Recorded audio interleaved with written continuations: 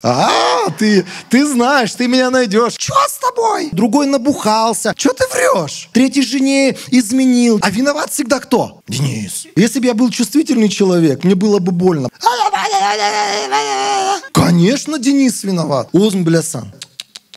Некоторые из вас знаете, где я живу. Ничего не изменилось. Знаете, я сегодня хотел бы проповедовать на одну тему, и она перекликается. Я не знаю, где я это слышал. Я не буду врать.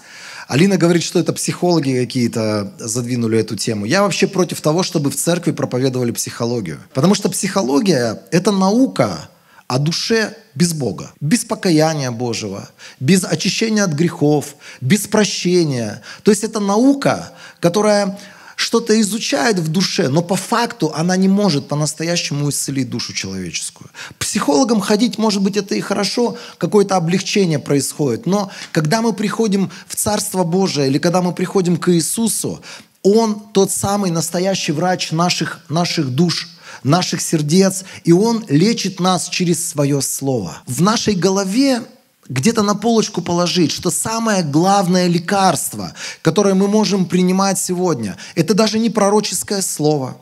Это даже не тот самый момент, когда кто-то молится за тебя, и Бог невероятным образом к тебе прикасается. Может быть, даже ты падаешь, и может быть, даже происходят какие-то невероятные чувствования. Самое главное лекарство, которое есть сегодня у Иисуса, которое исцеляет наши души, это Его Слово. Ставь Слово Божие на первое место в своей жизни и позволяй этому Слову Божьему менять твою жизнь. Так вот, возвращаясь к теме моей проповеди, где-то у каких-то, не знаю, может быть, это психологи, может быть, как Алина выразилась, это философы какие-то. Кто-то когда-то сказал, что есть определенное такое поведение, как минимум, оно состоит из трех вещей.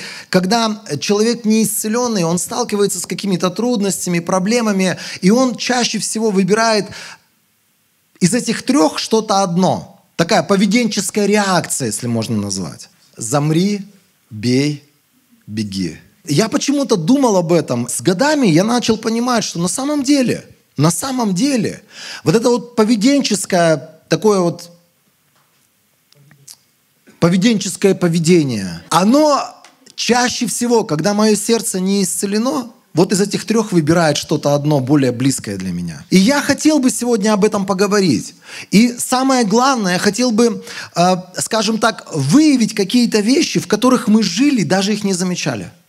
К которым мы настолько привыкли, они стали частью нашего образа жизни, частью нашего мышления, что это можно назвать трехполосная колея. И ты катишься либо по одной полосе, либо по другой, либо по третьей, а некоторые по всем трем полосам катятся. В зависимости от времени суток, да-да-да. Я хотел бы, чтобы мы сегодня посмотрели на жизнь двух интересных персонажей. И у этих двух персонажей были все три реакции. И причем эти два персонажа, они очень интересны по своей сути, потому что об одном очень много говорит Ветхий Завет, а о другом очень много говорит Новый Завет. И они оставили свое влияние во времена Старого Завета на людей, которые жили в то время, также и на людей, которые сегодня живут в Новом Завете. Итак, я хотел бы первое место Писания, чтобы мы открыли. 3 Царств, 21 глава. На самом деле здесь интересная история про друга назвать. Но, наверное, это был все-таки не друг. Это такой оппонент моего героя, про которого я буду говорить. Я хотел бы сегодня говорить из истории жизни Илии и Петра. Пророк Илия, знаете, вообще, когда ты думаешь про пророка Илию, думаешь, так классно было бы сегодня, чтобы он был рядом. Вот представьте себе, рядом с тобой есть человек, с которым ты поделился последней чашкой лагмана. А потом всю свою жизнь ты просто ешь лагман, открываешь свой казанчик, а там всегда лагман есть. Помните эту историю? Это с Илией было. Женщина, она просто сказала, ну давай накормлю тебя хлебом, напою водой и умру. Он сказал, сделай это. И потом ты будешь постоянно находить у себя еду в катке, там, я не знаю, какие-то там у них катки были, но в своем казаночке, в своей кастрюльке ты будешь всегда находить еду. Я думал об этом, думаю, прикольно было бы с Илией на самом деле, потому что это человек очень, такой, с очень увлекательной историей. Но на самом деле есть некоторые вещи, про которые, про Илью сказано, они не в самом прикольном свете. Итак, 3 Царств, 21 глава. Как бы с Илией немножко связано, но это про его оппонента. Через некоторое время произошли следующие события. У Навота из Израиля был в Израиле рядом с дворцом Ахава, царя Сирии, Самарии, виноградник. Ахав сказал Навоту, Ахав это царь, который был царем Израиля при Илии, с женой Завелью, страшная тетка. Царь Ахав пришел к Навоту и сказал, отдай мне твой виноградник под огород, ведь он расположен вблизи моего дворца. В обмен я дам тебе виноградник еще лучше. Или, если хочешь, заплачу тебе его цену. Но Навот ответил, не приведи Господь, чтобы я отдал наследие моих отцов. Я сразу вспоминаю Давида, который, помните, когда ангел-губитель уничтожал Израиль, он пришел на гум на Орна, да? Он пришел и говорит, отдай мне вот это вот территорию вот эту. Я заплачу тебе невероятное количество денег. И у Орны была совершенно другая реакция по отношению к Давиду. Помните же эту историю? Он сказал, Давидушка, забирай, даже денег не надо. Для тебя все отдам. Но с Ахавом было что-то другое. Он был неприятный человек. Такой, видать, какой-то хитрющий мерзавец, у которого было... Знаете, вот люди читают же эти вещи. Людям это понятно. Иногда ты встречаешься с каким-то человеком, и тебе неохота с ним дело иметь. И вот здесь та же самая история. С Ахавом Навот не захотел дело иметь. Он говорит, не приведи Господь, чтобы я отдал наследие моих отцов. Ни за какие деньги, другими словами, я не отдам тебе то, что мне принадлежит. Ахав пошел домой мрачный и разгневанный, потому что Навот из Израиля сказал, я не отдам тебе наследие моих отцов. Он лег в постель, отвернулся и отказывался есть. А вот здесь как раз-таки та самая реакция, которая происходит иногда со многими из нас. Просто мы почему-то внутри не отдаем себе отчет, что это то же самое. Знаете, вот обиделась я не буду с тобой разговаривать. Загрузился. Как ты не отдашь? Как ты не продашь? Как? В смысле? В смысле? Почему ты так мне сказал? Почему ты так ко мне... Я же добр, я же предлагаю тебе хорошие условия. Вот здесь интересное состояние, которое этот человек переживает. Вот сразу хочу спросить, кто из вас в какие-то критические ситуации, когда у вас все идет не по плану, когда вот все идет не так, кто из вас не испытывал искушения, чтобы вот прийти домой, лечь на постель, отвернуться, закрыться от всего мира, выключить телефон, отключить все, что только возможно, выключить звонок на двери, спрятаться от всех. Вот у кого такое было? А? Один я такой дурачок, да? Есть два, ты и я, два дурачка. Были, но чему-то научились.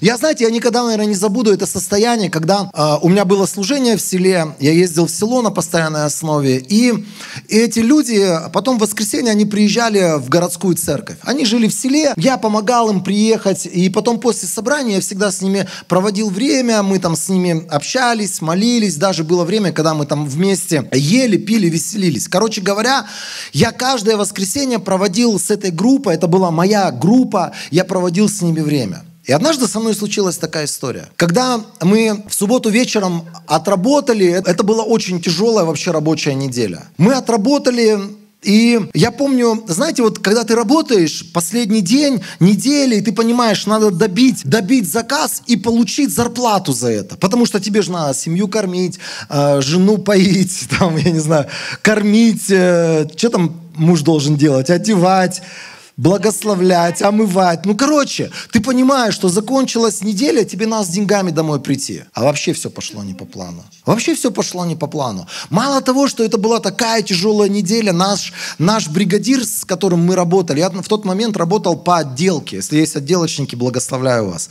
И мы работали очень тяжело с утра до ночи, потому что нам надо было сдать заказ. Нам надо было сдать объект. И мы вкладывали там все свои силы, насколько это было возможно. И я был настолько измотан к концу недели. Я думал, деньги, которые я получу, они как бы скрасят, утешат, вытрут слезы. Они помогут мне преодолеть все страдания моей вот этой вот недели. 6 дней я очень сильно работал в поте лица, там с утра до самой поздней ночи. И знаете, в конце этой недели мы деньги не получили. И я возвращался ближе там к 12, к часу домой. Я не помню, на чем я тогда добирался до дома. Денег в кармане нет. Уставший, измученный. А тебе завтра надо в 9 утра быть на собрании. А, конечно, мне подсказывает моя жена. Еще ты Бога-то не искал, так много работал. Конечно. Я утешения не от Бога Бога пытался получить, я думал, я сейчас заработаю денег, и вот эти деньги станут моим утешением. Я вдохновение не от Бога в течение этой недели получал, а я ожидал, что деньги заработаю, вдохновение от этих денег получу. И в конце концов, когда ты вот ожидаешь чего-то такого и не получаешь, что с тобой происходит?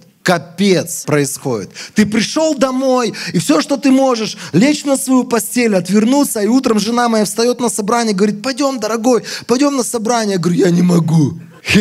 Это было единственное собрание, наверное, которое я пропустил в таком состоянии сердца. Все остальные собрания, если я пропускал, то я либо куда-то уезжал, был на других собраниях, либо я лежал в больнице. Но это было то самое время, когда я был по-настоящему таким, знаете, в таком состоянии, что мне не надо было ничего, я ничего не хотел, я не хотел никого видеть, я просто хотел закрыться, спрятаться, замуроваться. Некоторые люди идут еще дальше, вот в этом состоянии они говорят: надо набухаться, причем набухаться так, чтобы за неделю там выжрать 20 бутылок водки, заполнить внутреннюю пустоту вот этой ерундой. Это состояние, которое многие из нас мы переживаем. И знаете, это все начинается с головы же всегда. Это начинается вот здесь. Это начинается с того, что у нас неправильные ожидания, у нас неправильные какие-то внутренние вот эти вот посылы, мы питаемся неправильными вещами, мы не Богом вдохновляемся, не Богом утешаемся, мы что-то хотим получить от людей, люди нам не дают этого. И с нами происходит то, что произошло с этим дядькой. Ты можешь сказать в сердце своем: да зачем мне себя с Ахавом сравнивать? Знаете, все эти примеры, они же все еще живые. Эти примеры, они со страниц Писания кричат в нашу жизнь. И классно на примерах других людей, у которых был шанс, но они не использовали этот шанс, на примере этих людей не делать этих вещей. Все рождается в голове. Я всегда всем людям объясняю, что когда ты, например, ведешь себя определенным образом, это же здесь сначала было рождено. Все твои действия, они сначала были зачаты здесь, в твоих мыслях. Поэтому на уровне мыслей, когда тебе охота все бросить, скрыться, закрыться, вот это вот состояние, когда тебе охота замерзнуть, да, то есть заморозиться, отморозиться от всех. Когда вот это состояние приходит тебе, или игнорить всех, или вот просто сделать вид, что тебя больше нет нигде, ни в каком пространстве. Сегодня так легко это сделать. Просто вырубаешь интернет, и все, тебя все потеряли. Трубку вырубаешь интернет, все, никто не знает, где ты живешь. Это раньше все знали, где он живет, там такой-то микрорайон, такой-то дом, такая-то квартира, к тебе там целые делегации могли прийти, там позвонить: а что с тобой, брат? Сейчас все, что нужно, чтобы тебе заморозиться, это просто что-то сделать с интернетом. И знаете, что произошло? Я остался дома, я сидел дома, я был замученный, я никого не хотел видеть. Я реально никого не хотел видеть. Я был настолько расстроенный своей жизнью, и все, что я хотел, это просто отморозиться от всего этого мира. Слава Богу за мою жену. Она не была такой дурной, как Изавель. Она очень мудрая Божья женщина. Она пришла с моей домашней группой ко мне домой. Сказала: дорогой, мы вернулись. Слава Богу, встречай нас, будем время вместе проводить и общаться. Что-то там принесли, какую-то еду. И я понимал, что мне нужно сделать что-то, какое-то усилие над собой и победить. Друзья, слава Богу, что ты всего лишь один день в этом мог просидеть. Слава Богу, что всего лишь один день я в этом просидел. Но это настолько дурацкое чувство. И если ты вовремя не победишь эту колею, когда ты замерз, когда ты от всех отморозился, если ты за один день не побеждаешь, это может начать растягиваться. Неделю тебя никто найти не может. Ты как бы есть, но тебя нигде нет. Ты просто замерз, потому что кто-то тебе чего-то неправильное сказал, кто-то к тебе неправильно отнесся, ты ожидал одно, получил другое. Ребят, со всеми с нами это происходит. Его жена Изавель вошла к нему и спросила: а что ты такой мрачный? Почему ты не ешь? Он ответил ей: потому что я сказал Навоту из Израиля: продай мне. Вот мы все такие, жалуемся. Продай мне виноградник, или если хочешь, я дам тебе вместо него другой. Он сказал: я не отдам тебе виноградник. Какие мы все иногда двигаемся по этой вот тропинке, мы там все хотим пожаловаться, как с нами обошлись. Ты его спрашиваешь: брата, а вы что, не общаетесь друг с другом? А почему? Ты даже не представляешь. Я к нему с открытой рукой: здравствуйте, говорю. Он сказал: я после этого думаю, как с таким человеком можно общаться? Как? Мы иногда вот в таком состоянии замораживаемся, и потом внутри наших собраний, внутри наших церквей рушатся правильные взаимоскрепляющие связи. И внутри наших собраний рушится какое-то божественное здание, которое Бог хотел бы построить? Потому что я просто позволяю каким-то мыслям, каким-то идеям, какой-то лжи наполнить сначала мой разум, а потом определенное поведение произвести через меня. Дорогие друзья, я хотел бы, чтобы мы помнили постоянно про вот эту историю. Если бы он правильно победил, если бы он не стал жаловаться, если бы он просто преодолел и сказал: ну вот, благословляю тебя, на вот тебе еще денег, живи, размножай свой виноградник, я в другом месте куплю себе землю. Если бы он просто смирил свое сердце, и он бы пошел правильным путем, может быть, мы бы не читали про этого нечестивого человека, что он упал на то дно. И сегодня про этого человека говорят: это муж Иезавели, Ахав. На самом деле Ахав, эти Ахавы, они сегодня плодят огромное количество Иезавелей, потому что из-за того, что он не захотел брать ответственность, он отморозился, заморозился, он бросил эту ответственность, женщине пришлось брать ответственность. И она стала Иезавелью фактически. Это то, почему рождаются сегодня Иезавели. Многие люди говорят: вот там у этого человека, или там некоторые даже про своих жен говорят: у меня жена Иезавель. Мне каждый раз охота сказать: одну вещь ты не понимаешь. Если у тебя жена Иезавель, это вообще не комплимент для тебя. Значит, ты Ахав. Значит, ты тот самый человек, который просто отморозился, заморозился, бросил на нее ответственность, не захотел принимать участие в жизни семьи, в жизни детей. Ей пришлось взять какую-то руководящую роль, которая была брошена на полу. Это вообще не наш путь. Дальше, если мы прочитаем, он пожаловался ей, потом такой коварный план был, потом такая вот, позорная история совершенно. Этого человека Навота уничтожили. Потому что вот один человек, он решил заморозиться, один человек, он решил закрыться, один человек, он решил неправильными путями пойти. Вот это вот все, что связано с нашими обидами, вот это вот все, что связано с нашей горечью, это все, что связано с нашей какой-то несостоятельностью. Вместо того, чтобы преодолевать, вместо того, чтобы побеждать, мы в этом закрываемся, мы в этом прячемся. Но это не наш путь. Обиженный брат неприступнее крепости. Ссоры разделяют, подобно засовам ворот. Когда внутри нас появляется какая-то горечь на жизнь, когда появляется какая-то горечь на других людей, мы внутри закрываемся, мы внутри обносим себя вот такими непреодолимыми стенами. Тебе кажется, что ты от человека закрылся.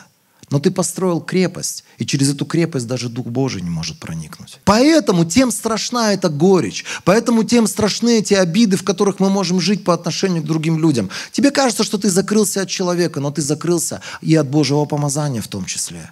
Потому что неприступнее крепости – это все то, что в духовном мире, то, как ты выглядишь, как крепость. Ты там заморозился, ты там, может быть, от всех скрылся, ты игноришь чьи-то послания, ты игноришь чьи-то взгляды, откровения, но ты в том числе игноришь и Духа Божьего. Знаете, одна история у меня была очень удивительная. Я, наверное, никогда это не забуду. Я вспоминаю, в одном городе у меня был, старый знакомый человек, который занимался служением, и при его определенных действиях произошло разделение в церкви. Я понимал, что когда я приеду к этому человеку, Дух Божий меня побуждал. Я понимал, что мне нужно пойти и поговорить с этим человеком. Мне нужно пойти и объяснить какие-то вещи, что даже если у него были претензии к каким-то людям, он не имел права разрывать тело Христа, он не имел права разделять церковь. И я помню, я сел с этим человеком, я начал разговаривать, и знаете, что произошло? Этот человек соскочил в какой-то момент, развернулся и убежал. И я ему кричал в спину: брат, подожди, давай с тобой договорим,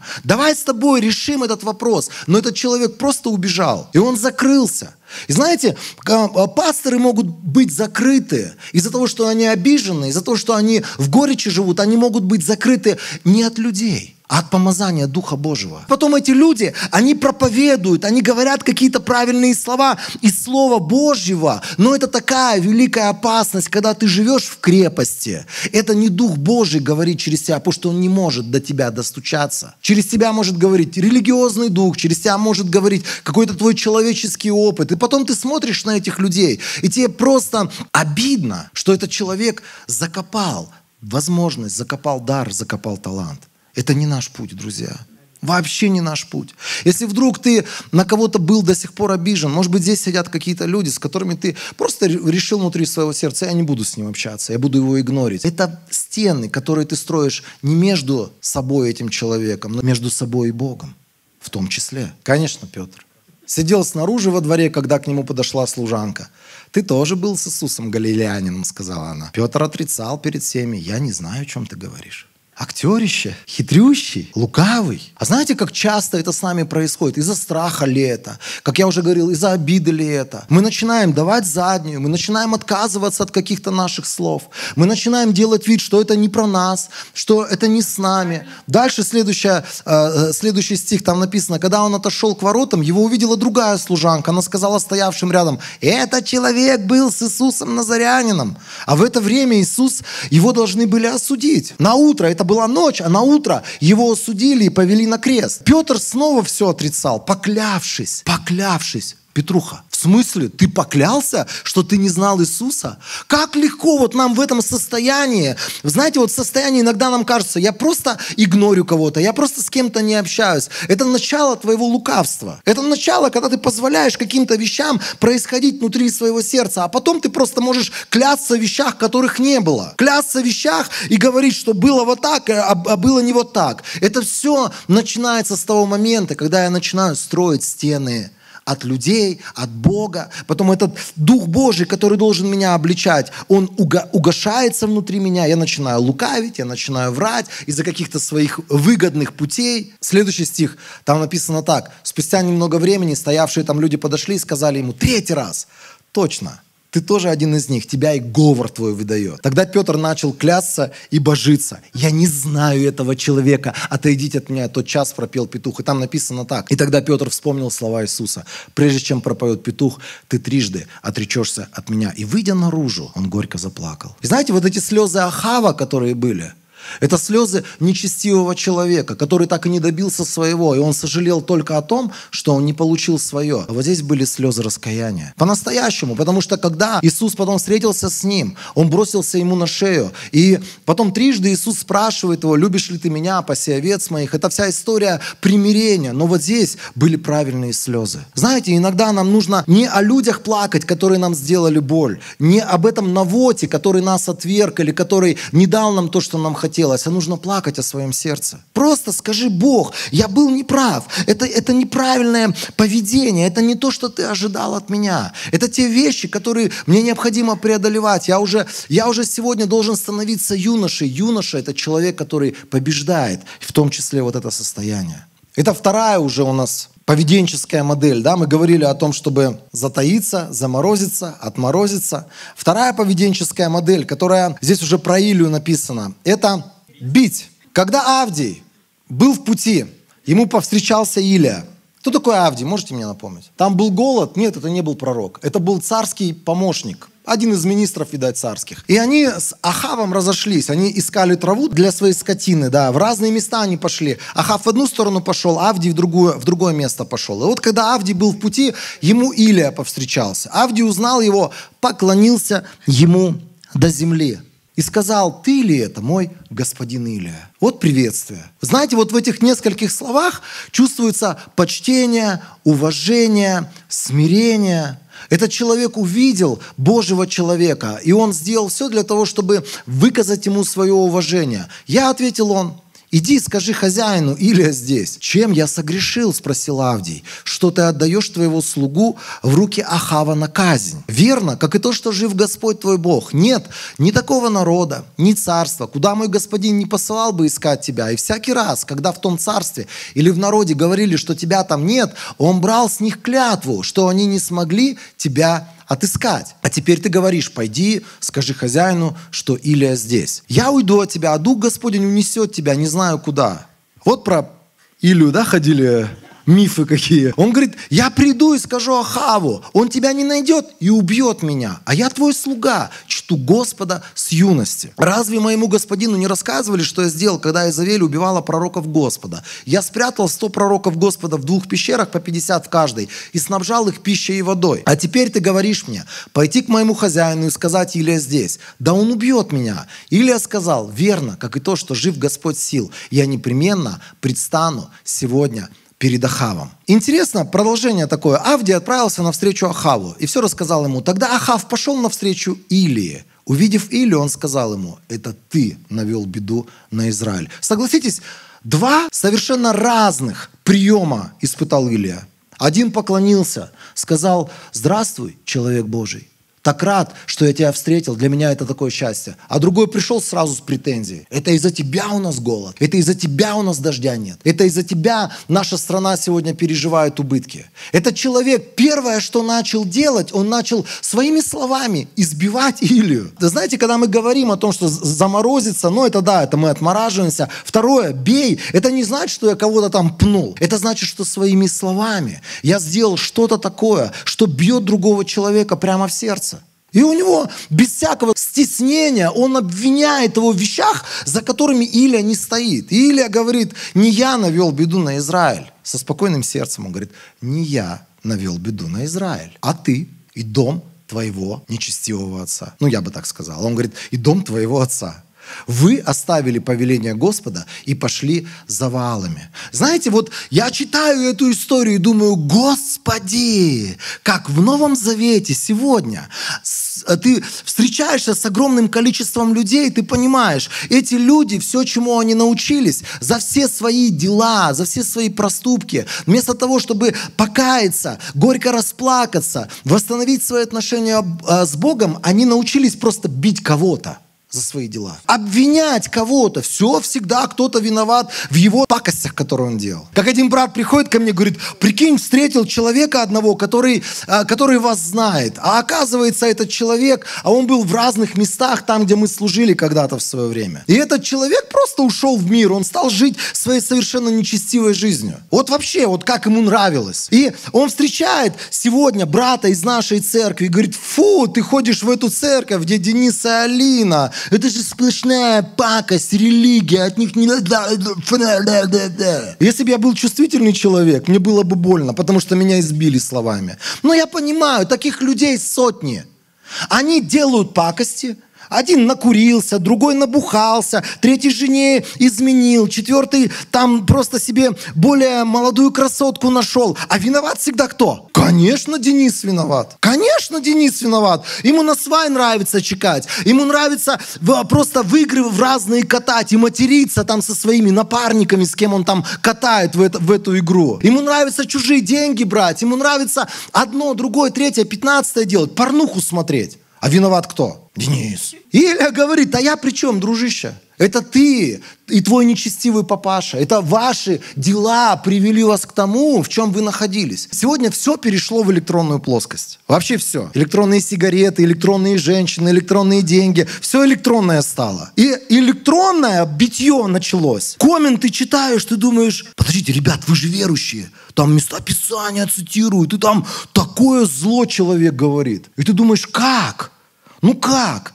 Библия нас учит просто, во-первых, не воздавать злом за зло, не воздавать ругательством на ругательство. Если тебе что-то не нравится, зачем ты открываешь свои уста или открываешь свои клавиши для этого зла, которое ты на кого-то изливаешь? Зачем? Столько сегодня этого состояния, когда Божьи люди сидят в позиции людей, которые огрызаются, кого-то обвиняют, кого-то делают крайними. Ребят, это вообще не наш путь. Вообще. Тогда один из тех, кто был с Иисусом, вытащил меч и ударил слугу первосвященника. Это Петр был. Тогда Петр, давайте так лучше будем читать, кто был с Иисусом, вытащил меч, ударил слугу первосвященника, отсек ему ухо. Иисус ему сказал: верни свой меч на место. Все, кто берется за меч, от меча и погибнут. Знаете, это связано и с нашей риторикой. Тебе еще никто зла не причинил. Тебе еще никто ничего не сказал. Ты чего-то там накрутил в голове. Помните, да, ту тетеньку? Я ее вообще первый раз в жизни видел. Я с краю, я вообще просто смотрю, как она там пытается выехать, парковаться. И потом просто, чего она там себе в голове накрутила, я не знаю. А мы иногда все, как эти тетеньки. Мы пока дошли, мы накрутили в голове. Я ему так скажу, я ему так отвечу, я ему сейчас... А что, не бывает такого с нами? Ты еще муж, там он едет где-то, там он задержался, там чего-то как-то, где-то кого-то, а ты уже накрутила, где он был, что он делал, сейчас он приедет, я ему чалема, какая сволочь такая, чмо последняя, не хочу с тобой жить. Ужас! Ужас, трэш, да, можете любые слова сказать, но это мы же такие. Может быть, я один такой был дурачок, который накручиваю, конечно. Простите, пожалуйста. Как быстро мы накручиваем, нам еще люди ничего не успели сказать, нам еще никто ничего не успел злого сделать. Мы встречаем какого-то человека и начинаем его словами нашими избивать. Как ты мог? Он говорит, это был не я.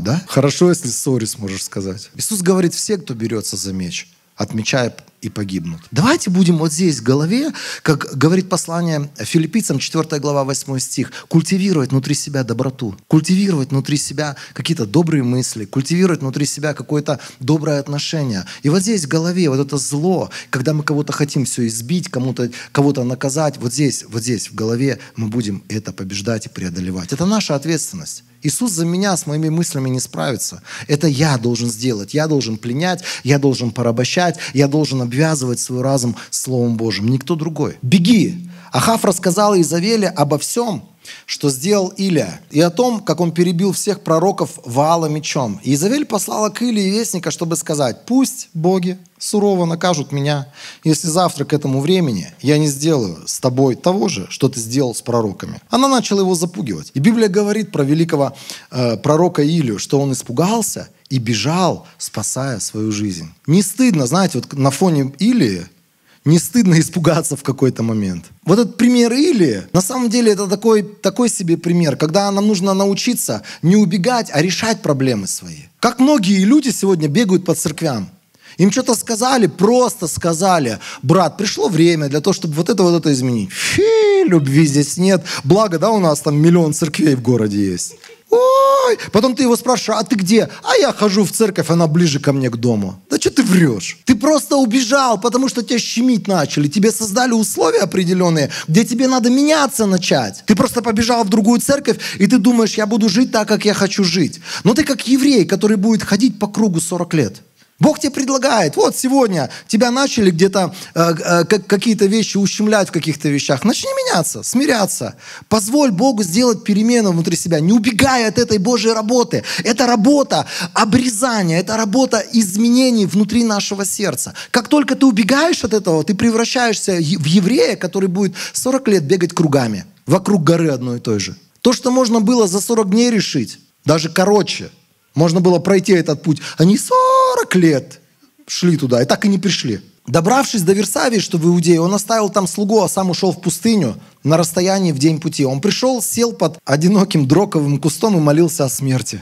Илья, ты ли это? Не узнаем мы тебя. В гриме не узнаем. Ты же вот уничтожил, сколько там, 850 пророков. Дядька этот одним мечом всех перебил. И тут он сидит под каким-то кустом сирени и плачет и говорит, убей меня, Господь, забери мою жизнь. Что с тобой? А это многие из нас. Мы, знаете, вот в момент слабости, когда на нас давят, нас запугивают, у нас какие-то ситуации, какие-то обстоятельства. Все брошу, убегу, скроюсь. Забери меня, Господь. Подожди, у тебя еще столько дел. Знаете, вот такая интересная молитва. Здесь написано, довольно уже, Господи, говорил он, забери мою жизнь, ведь я не лучше своих предков. Затем он лег под роковым кустом и уснул. Внезапно ангел коснулся его и сказал, встань, поешь. Вот она милость Господня. Он огляделся, и вот у его головы лепешка, испеченная на горячих углях, и кувшин воды. Он поел, попил и лег снова. Некоторые, знаете, видимо, начитались про Илию истории. И они говорят, когда непонятная ситуация, ложись спать. Поешь и ложись спать. Ребят, это вообще, это не Божий путь, это путь к ожирению, ни к чему другому. Когда ты только ешь и пьешь, и спишь, то есть. Все диетологи скажут, на ночь жрать не надо вообще. Это все у тебя, лепешка вот здесь у тебя бочком вылезет, или в бочке вылезет. Ангел Господень пришел во второй раз, опять коснулся его и сказал, встань и поешь.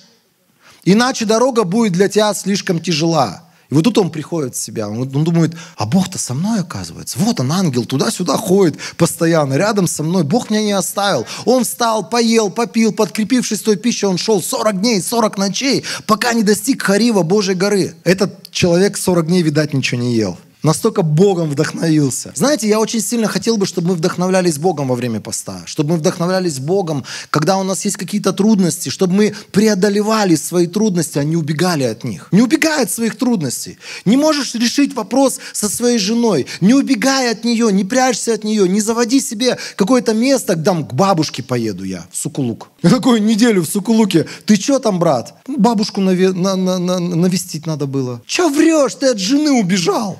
От проблем убежал. Сколько людей сегодня бежит от проблем? У нас всегда финансовые проблемы в нашей стране были. Сколько людей отсюда убежало в разные другие страны. И они думают, прибегу я сейчас туда, и там все будет хорошо. А там все то же самое.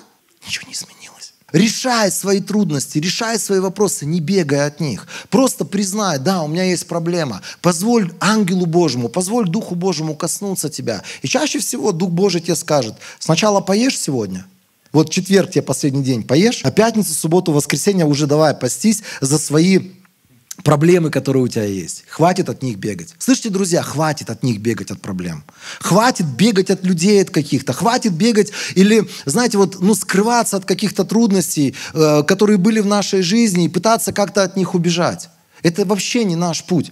Когда мы читаем Новый Завет, я не буду дальше про Илию, но когда мы читаем Новый Завет, Марка 14:50, там написано так. Все ученики, они оставили его и убежали. И они думали, что таким образом решатся все их проблемы вообще. Так как мы сейчас убежим, от проблемы Иисуса распнут, про нас забудут. Не забыли. Это то, что происходило с Петром и с Илией. Два примера. И они прошли эти вещи. И они сегодня со страниц Писания и Илия, и Петр кричат: Денис, это не твой путь. Там нет ничего доброго. Твой путь – брать Слово Божие, преодолевать ситуации, обстоятельства, обиды, страхи Словом Божьим, делать правильные решения. Вот здесь не накручивать, а делать какие-то правильные выводы и говорить: Господь, вместе с тобой мы преодолеем все. Вместе с Господом, я тебе могу сказать, ты преодолеешь все свои семейные неурядицы. Вместе с Господом ты преодолеешь любое финансовое бремя и трудность. Может быть, сегодня у тебя есть какие-то вызовы, с которыми ты столкнулся, и ты понимаешь, ты не можешь это победить. И у тебя есть искушение пойти этими 3 путями. Это не тот путь, который нам предлагает Дух Святой. Найди, что Библия говорит о твоей ситуации. Найди, что Библия говорит об этой сфере твоей жизни. И начни делать так, как записано в Писании, и ты будешь видеть результаты Божьего Слова в своей жизни.